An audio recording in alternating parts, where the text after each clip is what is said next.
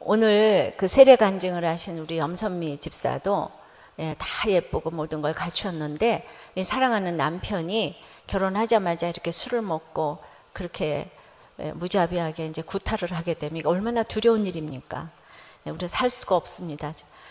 정말 근데 이런 분들이 이렇게 변하여서 새 사람 되는 것이 두려움을 믿음으로 이기고 이혼했으면 어쩔 뻔했어요. 지금 남편이 교회를 나온다 그러지 않습니까? 예, 정말 이렇게 들을 때마다 너무 놀랍습니다.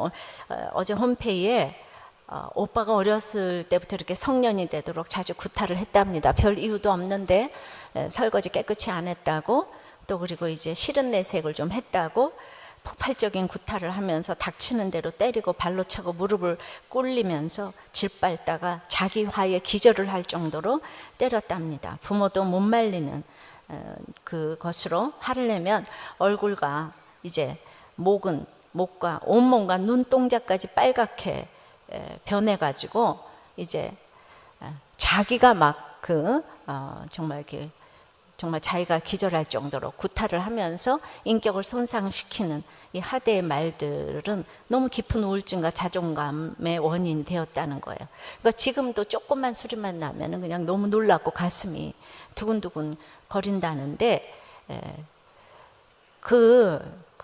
이렇게 사람이 있잖아요. 이렇게 계속 욕을 먹고 매를 맞고 그러면 사람이 너무 이렇게 자기 비하에 적게 돼 있어요. 그러니까 이제 오랫동안 무기력증과 위축감과 대인관계 기피증과 불안과 강박, 그리고 나는 별 볼 일이 없는 인생이다라는 생각이 이렇게 자꾸 들게 돼 있어요. 거기로 다시 돌아가 보면은 엄마 아버지도 도와주지 못하는 이 구타를 누가 도와줄 수 있을까요? 얼마나 두려웠을까를 생각하면서 이 사람 간의 고통이 얼마나 그 상상을 불허하는가를 생각해 봤습니다. 여러분들도 간이 오그라드는 그런 일들을 경험한 적이 아마 있으시겠죠, 그죠? 예. 그래서 이렇게 고통에는 사람 간의 고통이 있고 질병의 고통이 있고 또 이제 당장 먹을 것이 없는 이런 고통의 종류가 여러분들을 너무 두렵게 할 수가 있습니다. 두려움은 끝이 없는 것 같아요. 오늘 이 두려움의 문제를 좀 생각해 보려고 합니다. 어떤 종류가 있는가 하면 첫째로 있잖아요. 메뚜기 증후군이 있어요. 예. 그러니까 보기만 해도 기가 딱 질리는. 예. 그래서 오늘 말씀은 그 유명한 다윗과 골리앗 이야기입니다. 16장에 하나님께 이제 버림받은 그 사울이 이스라엘 왕으로 여전히 있던 때였어요.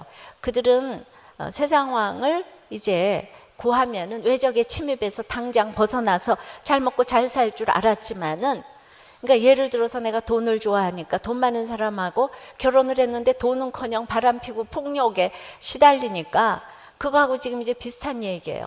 근데 사울도 지금 왕이 된 지 32년이나 됐는데 외적은 점점 더 침입을 해오고 그 중에서 가장 강력한 적이 블레셋 족속이었어요.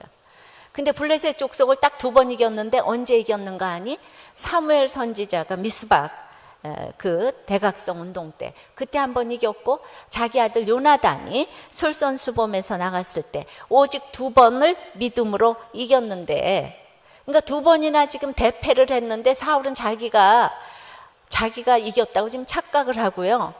이 블레셋이 쳐들어오는 거에 대해서 별로 신경 쓸 일이 아니라고 생각한 거예요. 그래가지고 이제 오늘 그 1, 2, 3절을 보면은 블레셋이 이제 진을 쳤는데 어디다 진을 쳤는가 하면은 이 중심에서 먼 변방, 몇십 킬로 떨어진 변방에서 진을 치니까 사울도 그까짓 거 아무것도 아니고 자신 있게 엘라골짜기에다가 자기도 진을 쳤어요. 저 블레셋은 우리한테 2번이나 진 족속이다. 이래가지고 딱 가서 진을 치고 보니까 전혀 생각지 못한 다른 전략을 들고 나왔어요. 블레셋이. 예, 그 다른 전략을 이제 이렇게 들고 나온 거예요. 사단은 머리가 좋아서 매번 이렇게 다른 전략을 가지고 나옵니다. 믿음이 없으면요, 사단보다 머리라도 좋아야 되는데 우리 머리도 안 좋고 믿음도 없으면 백전백패 하는 줄 아시기 바랍니다.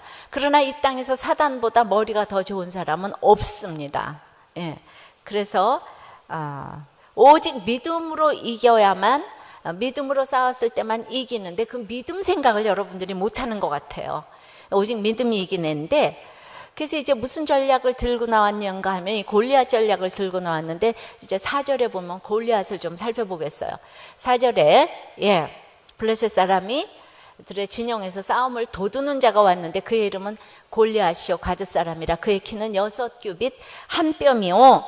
여호수아 11장 22절에 보면 이스라엘 자손의 여호수아가 가서 산지와 헤브론과 드빌과, 근데 이스라엘 자손의 땅 안에는 아낙 사람이 하나도 남음이 없고 가스와 가드와 아스돗에만 약간 남았었더라. 그랬는데 바로 이 골리앗이 얼마 안 남은 그 남겨놓았던 아낙 사람 중에 한 사람이 되어가지고 진멸하지 못했기 때문에 이 그 아낙 자손 중에서 태풍의 눈이 돼가지고 이제 등장한 사람이 골리앗입니다. 항상 남겨두는 것이 문제예요. 사울도 14장 46절에 보면 블레셋 싸움과 다 이겼는데 추격하기를 그쳤잖아요. 블레셋 사람들 추격하기를 그쳤어요. 왜냐하면은 그때 이겨야 되는데 요나단 때문에 기분 나쁘고 백성들이 자기를 인정하지 않아서, 이 싸움은 요나단의 싸움이니까 내가 뭐 끝까지 이겨봤자 뭐하냐, 이렇게 이기주의로 인하여서 그때 그만두었기 때문에 오늘 다시 블레셋이 쳐들어온 겁니다. 여러분들, 악은 모양이라도 버려야 돼요. 술을 안 먹으려면 먹는 장소를 가지를 말아야 돼요. 먹는 모임을 가지를 말아야 합니다. 그래서 이제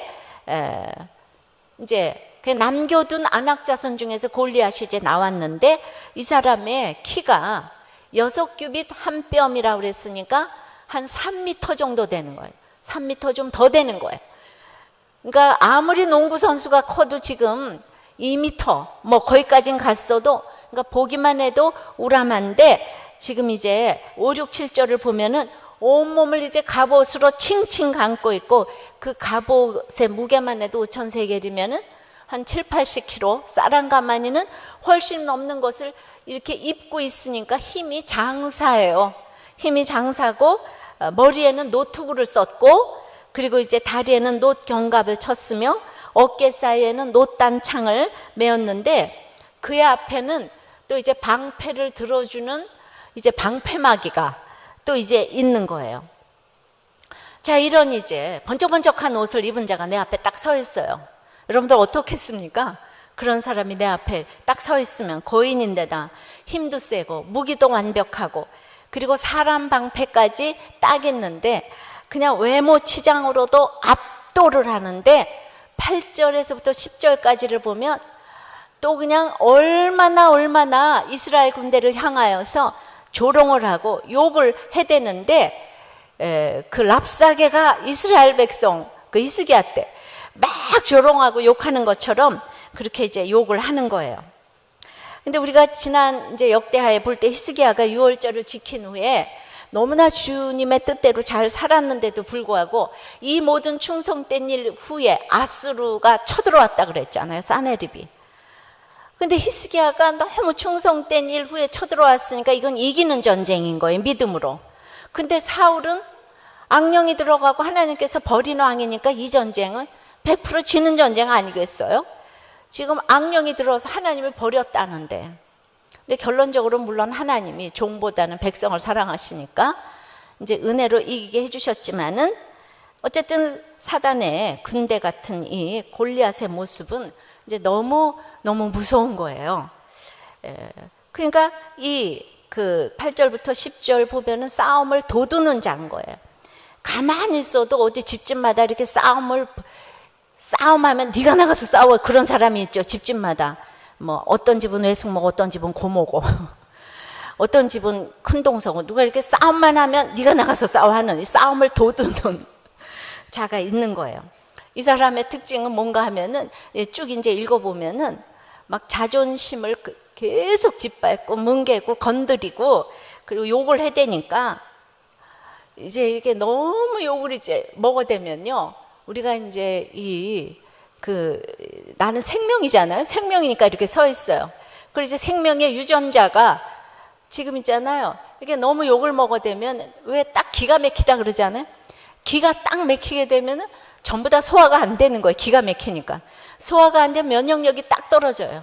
그리고 살고 싶은 생각이 딱 없고 먹고 싶은 생각도 딱 없으면 이 사망의 역사를 하니까 유전자가 파괴되기 시작해서 계속 암이 걸린다 그러지 않아요. 근데 지금 골리앗이 어마어마한 모습으로 와서 계속 조롱을 해대고 그냥 할 수 있는 욕은 있는 대로 이제 다 하고 있으니까. 예. 근데 골리앗이 욕을 한 번 했으면 좋겠는데 그냥 이 예수님도 시험 받은 그 40일의 완전수 동안 아침 저녁으로 나와서 욕을 해대는 거예요, 지금 골리앗이. 우리가 좋은 물소리도 고문할 때는요, 물소리 들려주는 것도 어마어마한 고난이랍니다. 잠시는 빗소리가 좋아도 24시간 비가 오게 되면 그게 아주 고문이라는 거예요. 그러니까 블레셋이 전략을 바꾼 것은 자기네들이 철병거 철제 무기를 가지고 가서 지금 번번이 졌잖아요.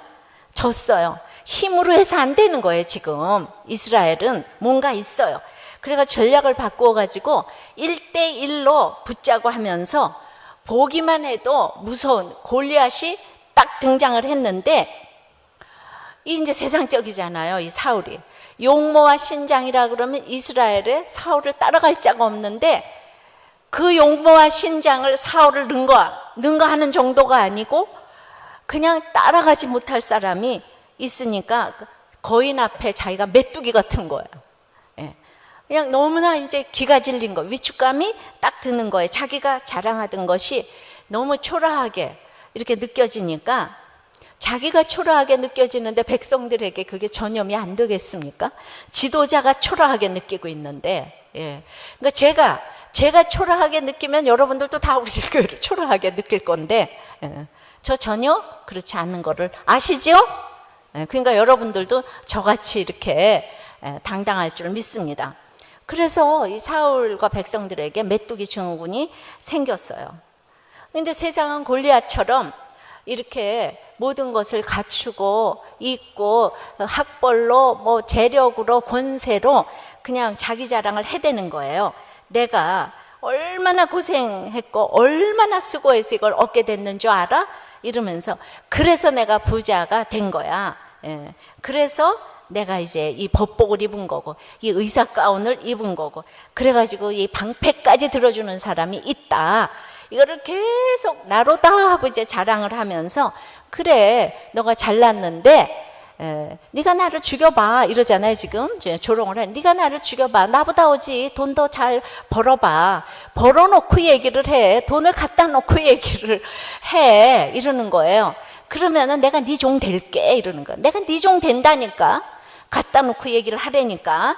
그러면서 이제 네가 너는 실패자라는 거 몰라? 아니 너 예수 믿는다고 되는 일이 뭐야? 악신이나 들려가지고 병이나 걸려가지고 네가 공부를 잘하냐? 돈을 잘 버냐? 병이 낫기를 하냐? 니네 새끼들이 잘 되기를 했냐? 이러면 우리 할 말이 딱 없어져요.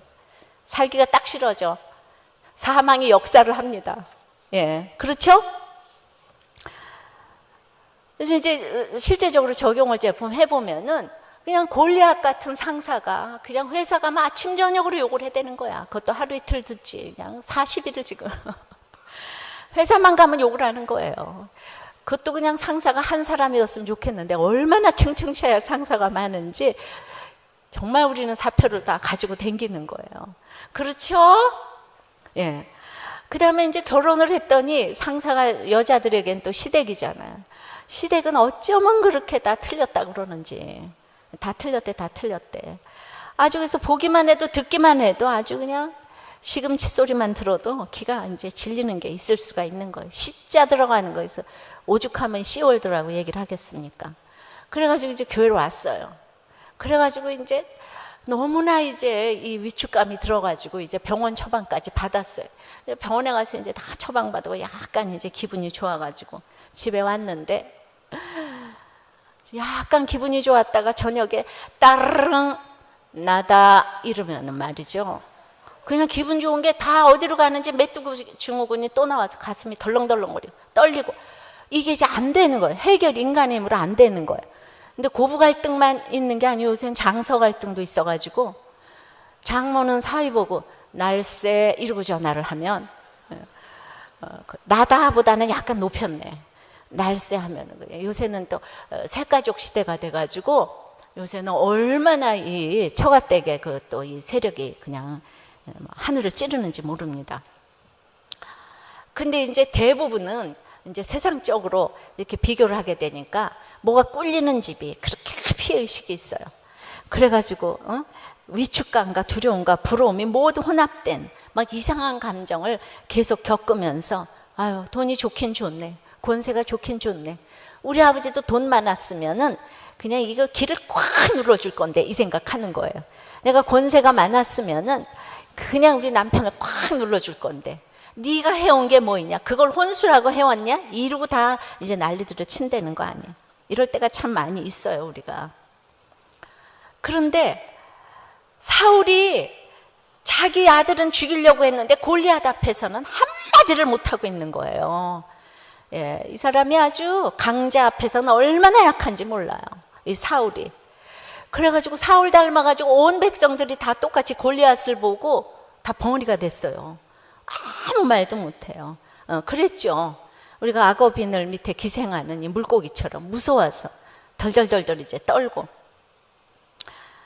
그래서 이 싸워야 될 이 골리앗 앞에서 이렇게 우리가 무기력한 이 모습이 정말 아까 그렇게 때리고 이러면 할 수 있는 게 뭐가 있겠습니까? 어린아이가 무서운 오빠가 있는 대로 때려대고 남편이 때려대고, 남자들은 힘밖에 없는 것 같아요, 보니까. 주먹. 예. 그러니까 진짜 이렇게 법은 멀고 주먹은 가까워가지고, 그러니까 이제 이럴 때 힘이 없는 우리는 막 너무 두렵잖아. 어렸을 때의 두려움을 겪으면 이게 평생의 외상후 스트레스 장애가 이제 이렇게 생길 수가 있는 걸 이렇게 보게 됩니다. 그런데 골리앗은 지금까지 전쟁 양상하고 달라서 여러 모습으로 이제 오는 거예요. 그러니까 핍박하고 괴롭히는 그런 골리앗도 있지만은 더 힘든 거는 이거예요. 돈 벌어주는 나를 믿어. 예수가 밥 먹여주냐? 이렇게 얘기를 하는데 남편도 돈을 잘 벌어. 이러면은 우리가 이제 할 말이 없는 거예요. 내가 3개 일주 시켜줄 테니까. 교회는 무슨 교회야? 교회는 새벽 기도만 갔다 오고 주일날이 아니고 그분들은 일요일날이죠. 일요일에 골프나 치러 댕기자고. 그러니까 이 골리앗 같은 남편이니까 무서워서 이제 또 따라가는 거죠. 따라가다가 그만 그게 너무 재밌는 거야. 그래가지고 요새 교회가 재미없어졌다는 나눔을 또 제가 읽었어요.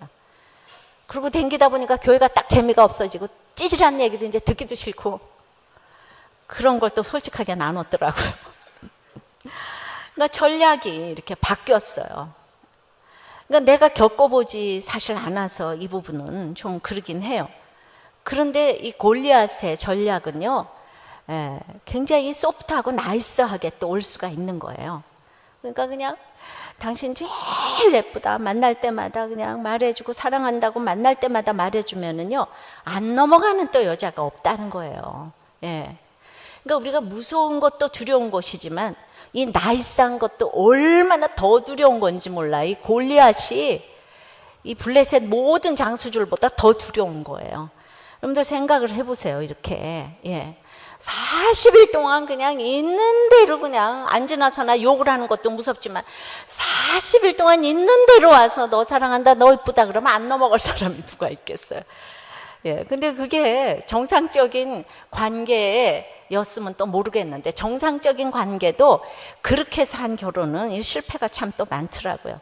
내가 보면은 바람 피는 남자들이 한결같이 그렇게 40일 동안 조속으로 와서 사랑한다 그랬더라고요.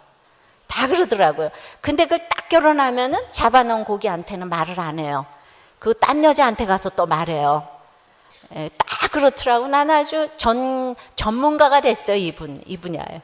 하도 상담을 많이 듣다가 보니까 그래가지고 이제 어떤 학생 보고 너는 아니 가진 것도 없고 뭐 내놓을 것도 하나도 없는데 어떻게 그렇게 여자친구는 끊이지를 않냐. 그것도 이쁜 여자친구가.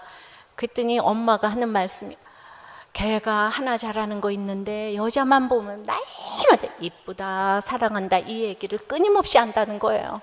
근데 안 넘어오는 여자가 없었다는 거예요 지금까지. 아, 나 그거 알았네.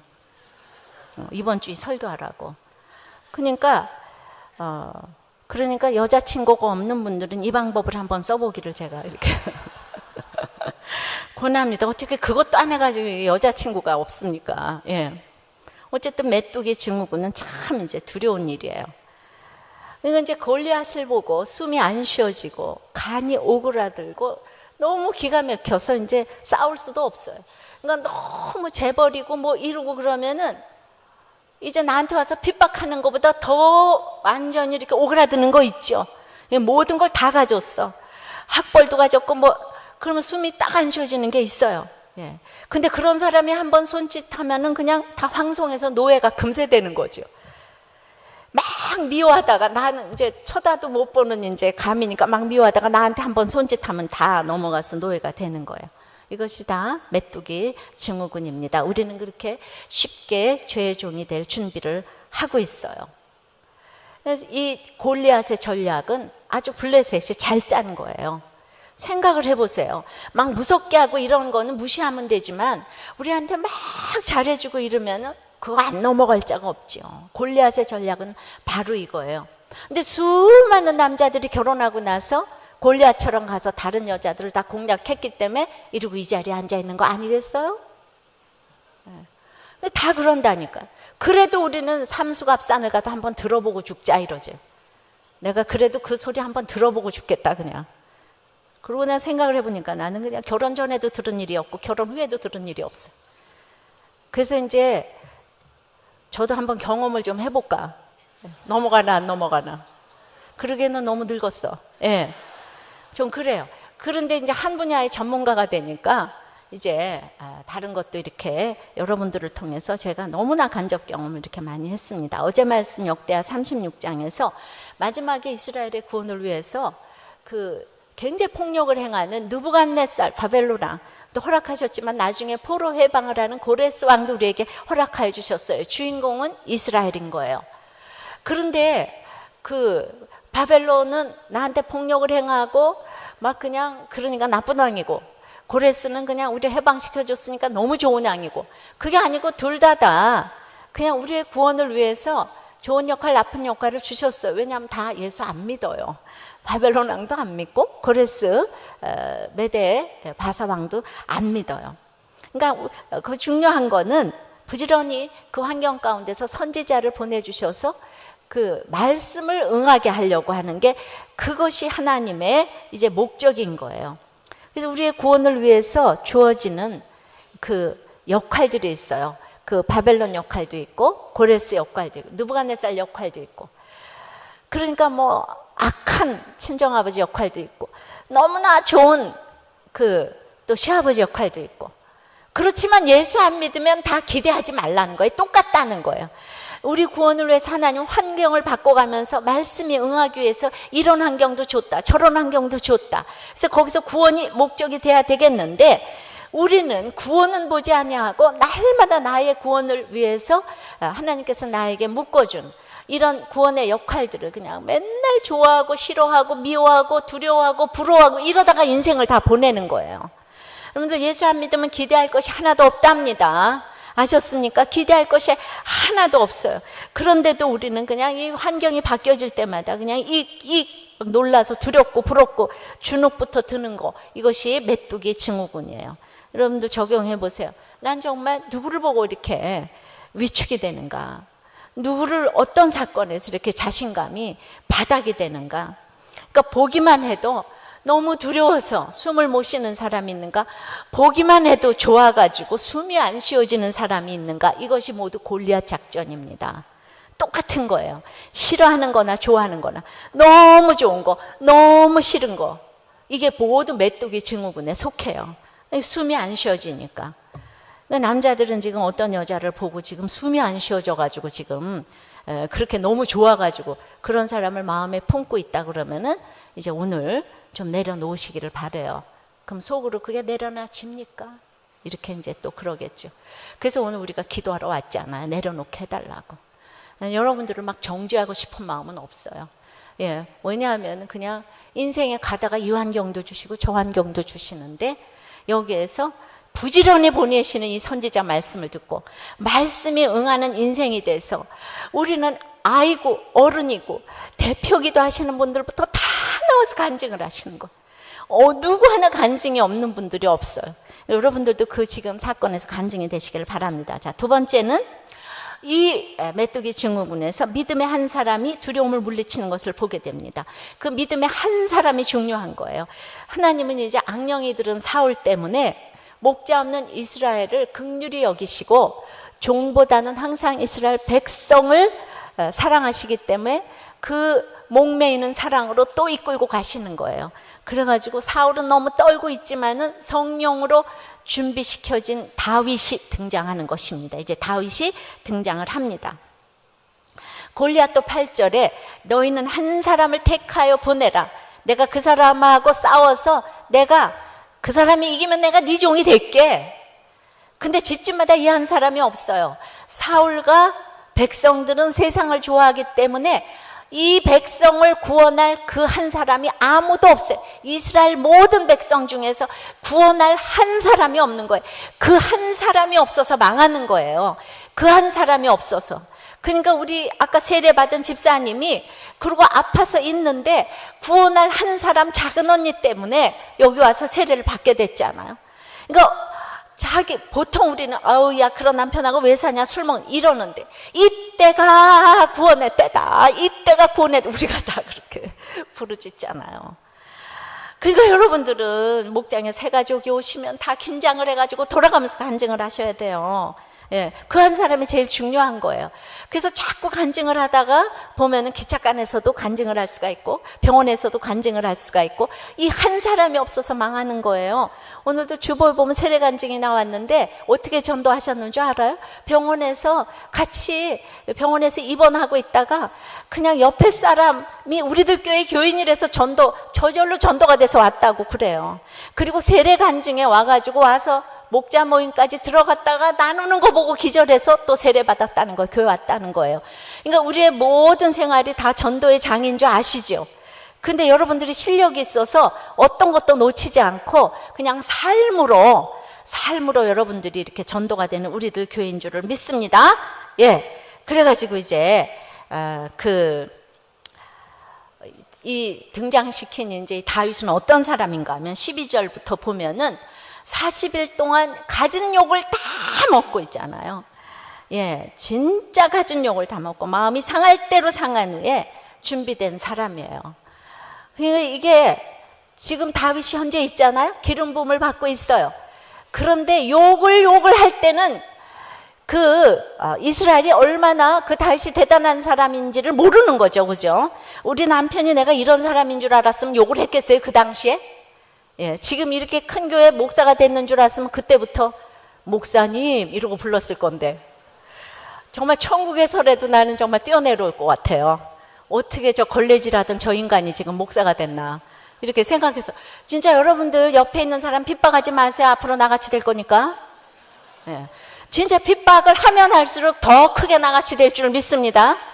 사람은 본론이 있어야 돼요. 본론이. 그러니까 옛날부터 나한테 잘해주는 사람을 나는 너무나 정말 그 기억을 하는 거죠. 그렇지만 보통 사람들은 다 나 같은 사람을 이제 무시하는 거죠.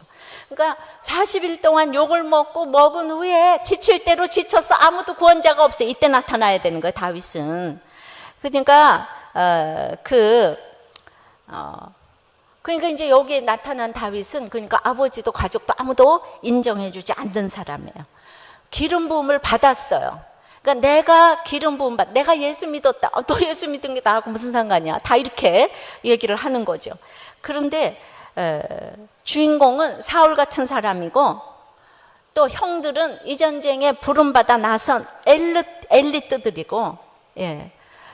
그러니까 그냥 너무 훌륭한 거예요. 형들은 그냥 뭐 인물도 준수한 데다가 하버드 나온 데다가 그냥 사울과 같이 왕과 더불어 지금 전쟁에 뽑혀서 이제 나갔잖아요. 근데 다윗은 스펙도 없고 전쟁도 나갈 수도 없는 아주 뒤떨어지는 사람이에요. 그리고 그냥 아무도 그냥 이 다윗에 대해서는 깜도 안 되니까 죽든지 말든지 상관도 안 하는 사람이 다윗인 것이 오늘 이제 17절 18절에 보면 이 위험한 전시에 말이에요. 이 전시 상황에 글쎄 이 다윗을 보고 막내를 보고 있잖아요. 형들에게 복근곡식 한 에바를 갖다 주고 떡 10덩어리를 갖다 주고 그 다음에 그냥 세상에 갖다 주고 또 치즈 그거를 갖다 주려면 아마 뇌물이 필요했나 봐. 천부장한테 또 치즈 10덩어리 갖다 주고 그건 가다가 중간에 먹어버릴까 봐 또 증표까지 받아오래요. 다윗이 이제 먹어버리고 입마에 포개 닦까 봐. 아주 그냥 다윗을 졸로 봤어요 그냥. 그리고 있는 대로 그 무거운 걸 혼자 들고 가라 그러고 다윗은 그 전시 상황에 죽어도 된다는 거예요. 너 같은 건 죽어도 된다는 거예요. 이렇게 인정을 받지 못했던 난 이런 거 읽을 때면 막 눈물이 날라고 그래요. 왜냐하면 내가 죽든지 살든지 우리 집에서는 정말 상관이 없었거든요. 내가 언젠가 너무나 나를 다 우리 집에서 이렇게 저기 하는 것 같아서 한밤중에 들어갔는데 아무도 내가 늦게 들어오는지 조차도 모르고 있더라고요.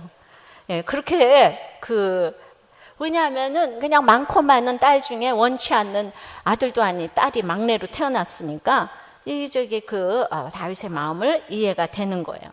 그래서 저는 고생한 아들 잘 된다는 말이 정말 맞는 것 같아요.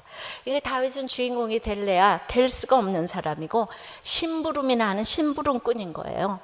그러니까 모두가 저한테 심부름을 시켜대는 거예요. 큰언니, 둘째 언니, 셋째 언니. 그 다음에 그냥 엄마만 없으면은 지금 우리 언니가 바로 위에 언니가 이 교회를 다니는데 글쎄 얼마나 착한 언니인데도 맨날 없으면은 손 내밀어 그래가지고 이러면 하나 둘 셋 넷 다섯 내가 회초리를 얼마나 맞았는 줄 알아요?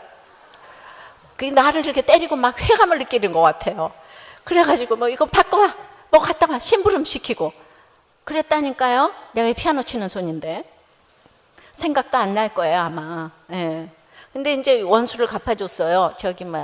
여학교를 같이 다니는데 우리 언니 고등학교 선생님이 여기 김양재 언니가 있냐고 물었대요. 그러니까 학교에서는 김양재 언니로 통했다는 거죠. 그래서 원수를 갚았습니다 제가. 그래가지고 이제 심부름꾼인 거예요. 그냥 맨 밑에 이제 쫄자니까 그냥 날마다 심부름 이 사람 저 사람 시키고. 그런데 이제 놀라운 거는 이 기가 막힌 어거지 같은 명령을 시켰잖아요. 나는 주워왔나 이러면서 그럴 수가 있는데 다윗이 이 명령을 있잖아요. 기쁘게 순종을 한 거예요. 아주 성령의 사람은 이런 명령을 기쁘게 순종하는 거예요. 20절입니다. 다윗이 아침에 일찍 일어나서 즉시 순종이죠. 양 지키는 자에게 맡기고 자기가 떠난다고 자기 양을 버리지 않아요. 내가 선교 간다고 나 집안 식구 다 내버려 두고 가지 않아. 양 지키는 자에게 맡기고 책임감이 투철합니다. 그러니까 자기가 가고 싶어서 가는 게 아니고 이새가 명령한 대로 이렇게 딱 가니까 아주 그냥 이렇게 순종하는 사람은 위기가 올수록 빛을 발하는 거예요. 사울은 말이죠. 기름 부음을 받고 나서부터 딱 기름 부음을 받기 전까지 1년만 겸손했는데 그 다음서부터 39년을 이 사람 교만해가지고 악신이 들어왔지 않아요. 내가 왕이다. 근데 다윗은 기름 부음을 받고도 계속 양치기를 하고 하나도 인정하지 않아도 그냥 기쁘게 룰루랄라 하면서 이제 달라진 게 없어요. 계속 양치기 하고 있어요. 그리고 아버지 말씀 너무 잘 듣고 있어요. 성령의 기름 부음을 받은 사람인 거예요. 여러분 성령과 겸손은 뗄래야 뗄 수가 없어요. 믿음과 겸손은 뗄래야 뗄 수가 없어요. 교만한 사람은 성령하고 거리가 멀어요. 믿음과 거리가 멀어요. 그러니까 이거는 다 마찬가지예요. 세상만 그러는 게 아니고 교회에서도 무슨 목자가 권세가 아니에요. 목사가 권세가 아니에요. 감히 목사한테 이런 게 없어요. 정말 그런데 우리는 그냥 주의 종님 해가지고 그렇다고 여러분들이 우습게 여기라는 건 아니지만은 그렇게 그 자리 가지고 권세를 부리면은 그것이 악신 들린 사람인 거예요. 그러니까 이렇게 성령이 임해서 순종을 잘하니까 거기에 이제 마침 군대가 전장에 나와서 싸우려고 고함치며 그러니까 다윗의 순종에 마침이 오는 거예요. 하나님의 시간이 딱 다가오고 있는 거예요. 순종할 때 날마다 순종할 때 이제 마침이 오는 것입니다. 21절 이스라엘과 블레셋 사람들이 전열을 벌이고 양군이 서로 대치하였더라. 22절에 다윗이 자기의 짐 지키는 자의 손에 맡기고 군대로 달려가 성들에게 문안하고 성령의 사람은요 22절 아무리 강조해도 지나치지 않는 것이 밤낮 기도만 하고 잘기 할 일 안 하는 사람이 아니고, 여기에서도 이제 막 사단이 와서 이스라엘 군대를 모욕하니까 막 이게 이제 이렇게 사명감 불타서 막 이제 뛰어가면서 형들에게 가서 안부를 하지만, 거기서 중요한 건 자기 짐을 짐 지키는 자에게 맡겼대요. 자기는 지금 형들에게 떡 주러 왔지, 지금 있잖아. 군대로 가야, 그게 아니에요. 지금 떡 주러 온 걸 잊어버리시면 안 돼요. 치주 주고 증표 받아가는 거. 이걸 잊어버리면 안 되는 거예요. 항상 내가 여기 온 목적이 무엇인가, 이거를 잊지 않는 거예요. 그래가지고 23절에 그들과 함께 말할 때에 마침 블레셋 사람의 싸움 도두는 가드 사람 골리앗이라는 자가 그 전열에서 나와서 전과 같은 말을 하매 다윗이 들으니라. 전과 같은 말을 하는 것이 사단의 특징이에요. 술 먹고 한 말 또 하고 한 말 또 하고 한 말 또 하고, 시차 들어가는 그 누구는 맨날 한 말 또 하고 한 말 또 하고 한 말 또 하고, 한 번 더 들으면 10,000번이야. 예, 그런 게 많아요. 전과 같은 말을 그냥 계속, 그냥 입에 담을 수 없는 말을 40일 동안 쥐하로 조속으로 그냥 계속 해대면, 그 다음엔 내가 진짜 바본가 이런 생각이 저절로 들 정도로. 예. 그래서 이제 그러니까 이제 그 정과 같은 말을 이제 들었지만은, 24절 이스라엘의 모든 사람이 그 사람을 보고 심히 두려워하여 그 앞에서 도망하여 이스라엘 사람들이 이르되 너희가 이 올라온 사람을 보았느냐, 참으로 그 이스라엘을 모욕하러 왔도다. 그를 죽이는 사람은 왕이 많은 재물로 보하게 하고 그의 딸을 그에게 주고 그 아버지의 집을 이스라엘 중에서 세금을 면제하게 하시리라. 그러니까 이제 위기가 됐습니다. 그래서 사울이 그 재물과 딸과 세금 면제 3가지 상금을 걸고 이제 골리앗을 죽이는 사람을 뽑았어요. 근데 자원하는 사람이 없어요. 이때는 상금이 이제 문제가 아니고, 이때 필요한 거는 재물이 아니고 무슨 세금 면제가 아니고, 지금 신앙이 이때는 제일 필요할 때인데, 예, 큐틴 역대하에서의 훌다 여선지자는요, 6월절을 너무나 잘 지키고 잘 지키고 있는 최고의 성경 요시아에게 격려를 하지 아니하고 망한다고 저주를 했어요. 근데 진짜잖아요. 유다가 망했잖아요, 그때 586년에. 그러니까 그 말은 사실이었지만은 요시아는 역시 성군이에요. 그 말을 듣고 훌다 선지자에게 욕하지 아니하고 죽이지도 아니하고 옷을 찢고 통곡을 했습니다. 말씀의 격려가 제일 좋은 격려예요. 잘 될 거야, 붙을 거야. 이 피상적인 격려는 일시적인 위로는 되겠지만 영원한 위로가 되지 않습니다. 근데 사울은 악령이 들었기 때문에, 악령이 들은 사람은 세상의 환심만 살려고 상급을 내걸었지만은, 지금 이 시기는 나라를 준다고 해도 나서는 사람이 없을 만큼 위중한 상황이었어요. 여러분들, 암이 걸렸는데 이 상급이 무슨 소용이 있겠습니까? 지금 암이 말기인데 그때 돈을 주고 딸을 주고 세금 면제가 무슨 상관이 있겠냐고요. 그래서 이때는 영생을 알려주려면 이 세상은 일시적인 세상이다, 이 세상은 망한다, 이걸 알려야지 되지 않겠습니까? 내가 남편에게 회개하고 천국 가야 한다고 그 긴박한 상황에서 복음을 전하지 않았다면 어떻게 됐겠습니까? 내가 남편 보고 당신은 나을 거예요, 당신은 절대로 죽지 않아요, 희망을 가지세요, 이 말만 했으면 어떻게 될 뻔했냐고요.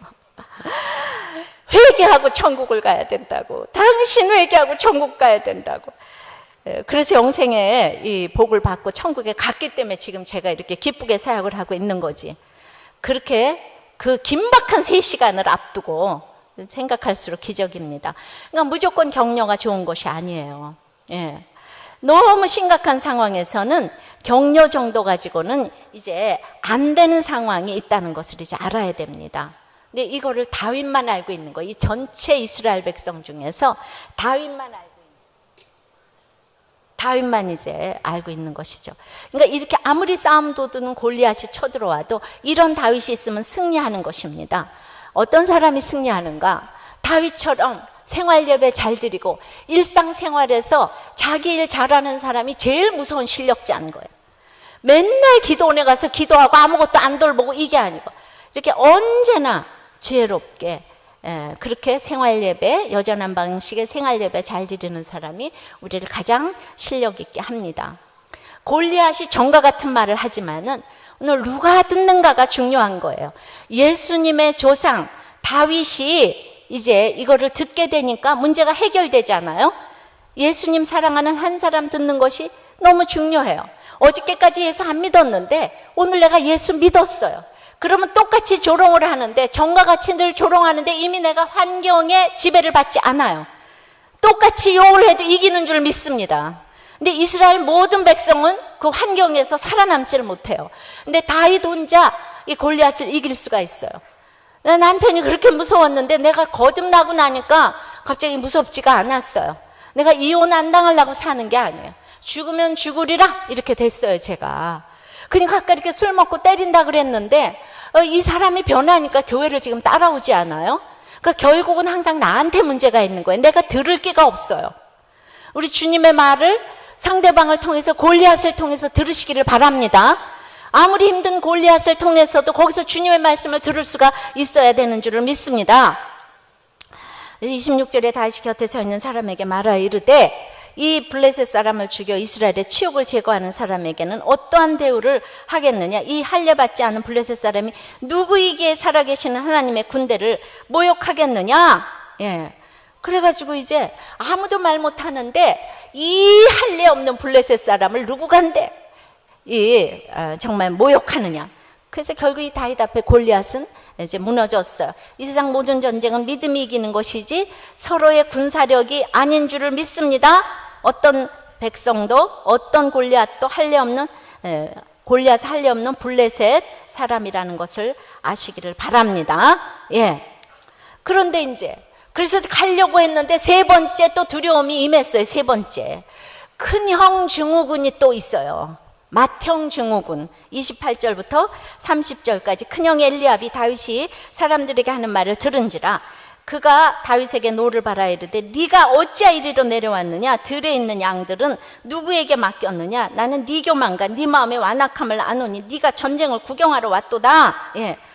그러니까 이제 막 애매한 얘기를 하는 거예요. 다윗이 이르되, 내가 무엇을 하였나이까? 어찌 이유가 없으리까? 예. 그래서 이제 돌아서서 다른 사람을 향하여 전과 같이 말하며 백성이 전과 같이 대답을 했어요. 예. 그러니까 이제 엘리압이 시기 질투로 인해 가지고 골리앗과 다른 어떤 믿음의 집안의 모습을, 같은 형제끼리는 하나가 돼야지 이렇게 골리앗을 물리칠 수가 있잖아요. 근데 골리앗보다 더 무섭습니다.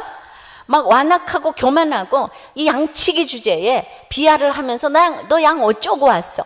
예, 그러면서 막 그냥 이러는데 이때 다윗이 거기에 반응하지 아니하고, 아유 제가 어떻게 그냥 왔겠어요? 저도 이유가 있어서 왔습니다. 그리고 이 감정을 딱 컨트롤해가지고 딱 백성을 쳐다본 거예요. 돌이켰어요. 거기서 엘리압의 시선에서 딱 돌이켰어요. 그리고는 이제 다 전과 같이 말하지만은 놀라운 것은 다윗이 딱 돌이켜가지고 30절에 전과 같이 말하니까 백성들도 전과 같이 말했대요. 이 짧은 시간에 다윗은 자기 지체를 만들어 놨더라고요. 골리앗도 전과 같이 말하고 백성도 전과 같이 말하고 다윗도 전과 같이 말하는데 누가 옳습니까? 세상 사람은 분별 못해요.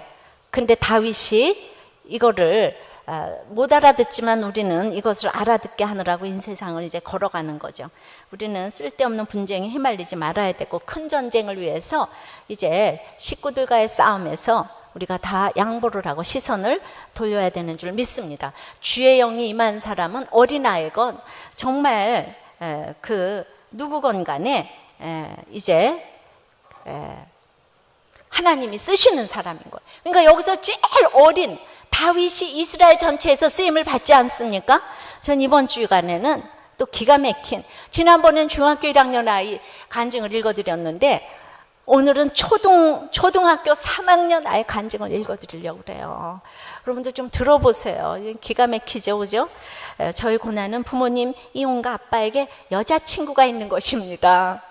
근데 제가 4살 때 이혼하셨지만 7살까지는 자주 집에 오셨고 아빠의 일로 같이 살지 못한다고만 생각했습니다. 1학년 때 이모가 엄마가 이혼했다고 그래서 이모에게 화를 내면서 우리 엄마 이혼 안 했다고 소리쳤는데 그날 엄마와 큐티하면서 이 사실을 알게 되었어요. 학교에서 친구들이 아빠와 함께 놀았다고 이야기하면 나도 꼭 노는 것처럼 거짓말을 하고 또 지는 것 같아서 우리 집에 있는 모든 자랑거리를 가지고 가서 자랑을 했습니다. 근데 초등학교 들어간 후 아빠는 아예 집에 오지 않았고 전화도 하지 않아 아빠가 미워졌습니다. 엄마가 먼저 아빠에게 안부 전화를 하라고 했지만 하기 싫었습니다. 그런데 엄마는 하나님을 몰라서 아빠 마음대로 사는 것이라고, 아빠가 우리 가족을 위해 수고하고 있다고, 아빠가 하나님을 믿게 해달라고 기도하라고 하셨습니다. 기도했지만 오히려 아빠는 점점 오지 않았고 2학년 생일까지도 전화라도 하셨는데 올해 제 생일에는 잊어버리고 전화조차 하지 않으셨습니다. 하나님도 없는 것 같았고 버림받은 것 같아 내가 너무 불쌍하다는 생각이 들어 슬펐고, 아무리 모든 이모, 이모부, 외할머니가 잘해줘도 선물을 사주신다고 해도 기쁘지도 않았고 밥맛도 없어서 그냥 밥도 안 먹고 집으로 간다고 했습니다. 근데 생일 전날 목사님과 전도사님께서 신방을 오셨는데 엄마가 이것이 세상 아빠가 아닌 하나님 아버지가 방문하여 주신 것이라고 말씀해 주셔서 하나님의 생일 선물이라고 하셨어요. 목사님도 저와 비슷한 고난이 있었다는 이야기를 듣고 위로가 되었고, 정말 신기하게 목사님과 전도사님이 다정하신 뒤로 하나님이 날 사랑하고 있다는 생각이 들어서 그 뒤로는 자신감이 생겨 찬양도 신나게 부르고 학교에서도 발표도 잘하게 되었습니다. 근데 아빠가 방학에 여자친구와 함께 저를 데리러 왔는데 저는 아빠가 결혼하면 어떻게 하나 돌아오지 않을 것 같아 불안한 마음이 힘들었는데 큐티 캠프에서 나 같은 친구들이 있다는 것을 알게 되어 위로가 되었고, 히스기야 왕은 병에 걸려 죽게 되었을 때 하나님께 회개하고 눈물의 기도를 하니 살려주셨는데, 우리 아빠는 하나님을 알지 못하여 죄만 짓고 회개 기도를 하지 못해 천국에 못 갈 것 같아 두렵고 불쌍하여 눈물이 났습니다. 저와 아빠의 구원을 위해 같이 기도해 주신 목사님, 선생님들께 진심으로 감사합니다. 이것이 전부 다 그 여름에 큐티 캠프에 간증했던 것들이에요. 그 다음에 한 게 아니고 우리 아이들이 이렇게 간증을 합니다. 또 엄마가 저에게 이혼으로 상처를 주었다고 항상 미안해 하시는데 저는 엄마가 더 이상 미안해 하지 않으셨으면 좋겠습니다. 왜냐하면요, 저는 교회 오는 게 너무 좋기 때문이에요. 그걸 제일 좋아하는데 이 교회에 올 수 있게 해주신 엄마에게 너무 감사하기 때문이에요. 간증하는 것이 엄마가 하나님이 나를 지명하여 불러주시는 축복이라고 하셨습니다. 간증하게 하신 하나님께 감사드립니다. 초등학교 3학년 아이가 온 집안의 문제를 다 해석하고 있어요. 아빠의 여자친구까지 해석하고 있어요. 얼마나 두렵겠습니까? 말씀이 있으면 중1이고 초등학교 3학년이고 부모의 사건을 자기가 해석하고 기도하는 것을 보게 됩니다. 정말 이렇게 믿음으로 아빠의 여자친구까지 알면서도 미워하지 않고 이렇게 해석을 하는 것을 보니까 정말 이런 친구들의 기도를 저는 정말 들어주시기를 간절히 원하고, 이렇게 이 아이들이 가정에 아빠가 돌아왔으면 좋겠다고 그러는데 무슨 그렇게 영화를 보겠다고, 정말 다 우리 아빠들은 돌아오시기를 바랍니다 말씀했습니다. 믿음으로 이 두려움을 이기기 위해서는 메뚜기 증후군을 극복해야 돼요. 이 큰형 증후군을 극복해야 돼요. 집안 식구들의 비난도 잘 들어야 합니다. 믿음의 한 사람이 돼야 합니다. 이제 우리가 내가 할 수 있는 것이 아무것도 없어도 여전한 방식으로 생활 예배 잘 드리면은 온 나라를 구원하고, 지금 이제 그 다윗이 잘 살아서 온 집안을 구원하는 것처럼 이 아이가 해석 잘해서 우리 온 세계를 살리는 것처럼 내가 오늘 적용하는 게 너무 중요하다고 생각합니다. 찬양하고 기도하겠습니다. 우리 말씀을 기억하시면서 함께 고백하시겠습니다.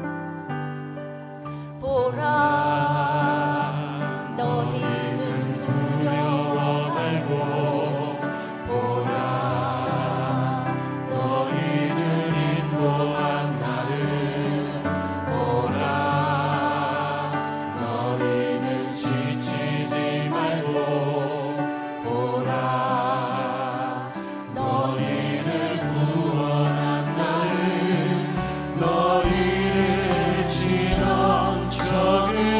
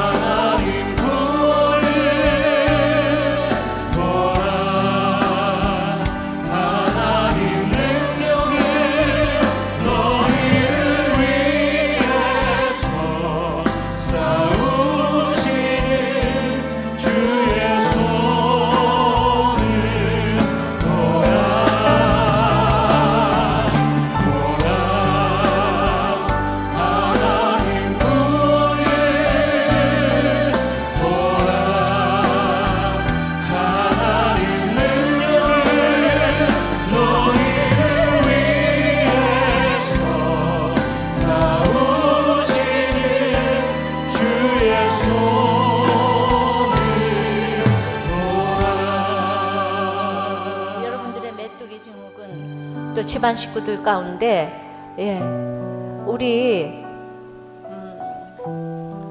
그 엘리압은 다윗과는 싸우고 골리앗하고는 싸우지를 못해요. 근데 다윗은 아무하고도 안 싸우고 골리앗하고만 싸웁니다. 싸움의 대상을 알게 해달라고 기도하십시다. 정말 우리가 예수를 믿기 위해서는 정말 믿는 사람들끼리 하나가 되기 위해서 기도를 하시고 충돌하지 말고, 오늘 믿음의 한 사람이 내가 너무 연약하고 모든 사람들이 인정해주지 않을지라도 여전한 방식으로 생활 예배 잘 드리면서 나의 모든 두려움에서 이 믿음으로 이길 수 있도록, 내가 이기는 것을 보고 온 나라가 살아가는 그런 정말 나 한 사람의 적용이 될 수 있도록, 참으로 우리 아이들을 믿음으로 키울 수 있도록, 말씀으로 키울 수 있도록, 지금 유학을 보내고 뭘 가르치는 게 아니라 이런 아이들이 나중에 얼마나 보석이 되겠습니까? 이 말씀으로 키워지는 우리 자녀들이 될 수 있도록 부모가 본을 보이게 해달라고 다 같이 기도하겠습니다. 아버지 하나님, 참으로 사울의 악신 때문에 마음이 많이 슬프고 또 내 속에 있는 악신이 물러가게 해달라고 정말 참 많이 기도했습니다. 근데 또 오늘 보니까 골리앗이 쳐들어왔습니다. 핍박만 어려운 것이 아니고 정말 우리가 이제 핍박에는 다 깨어있게 되겠지만은 우리 가운데는 이제 골리앗처럼 그 어마어마한 모습으로 날마다 조석으로 유혹을 해댈 때 이것이 얼마나 무서운 시험인가, 간이 오그라들 듯한 이런 시험 속에서 이게 시험인지 조차도 모르는 이제 그런 여러분들이 혹시 있지 않습니까? 주님, 그렇게 기도를 했음에도 불구하고 저에게 아직도 두려움이 있는 것을 보게 됩니다. 그렇게 기도를 했는데 왜 두려움이 있을까? 그래서 하나님께서 저를 다윗처럼 불쌍히 여겨주시는 것이 조금 더 많아서 이렇게 걸어가는 것을 정말 인정하지 않을 수가 없습니다. 별 인생이 없다는 것을 알게 도와주시고 저에게 외로움이 약이 되어서 이렇게 주님을 부르짖을 수밖에 없는 것이 그냥 저에게 가장 축복이라고 생각이 됩니다. 많은 사람들이 이런 사단의 정체를 모르기 때문에 쓸데없는 연민에 빠지고 무엇을 기도해야 될지조차도 모르는데 하나님이 자꾸 사단의 정체를 구체적으로 알려주시니 아버지 하나님, 정말 이 말씀 붙잡고 나의 모든 환경에서 정말 이 부지런히 보내시는 선지자들의 말씀을 듣고 말씀이 이루어지는 인생을 살 수 있도록 역사하여 주시옵소서. 이혼하고 안 하고 이런 것이 문제가 아니고 우리가 말씀에 있을 때 이 모든 것이 나중에 다 간증이 되어서 다른 사람들을 살리는 약재료가 될 줄을 믿습니다. 저희들에게 평강을 허락하여 주시옵소서. 모든 가정이 회복될 수 있도록 역사하여 주시옵소서. 예수님 이름으로 기도하옵나이다. 아멘.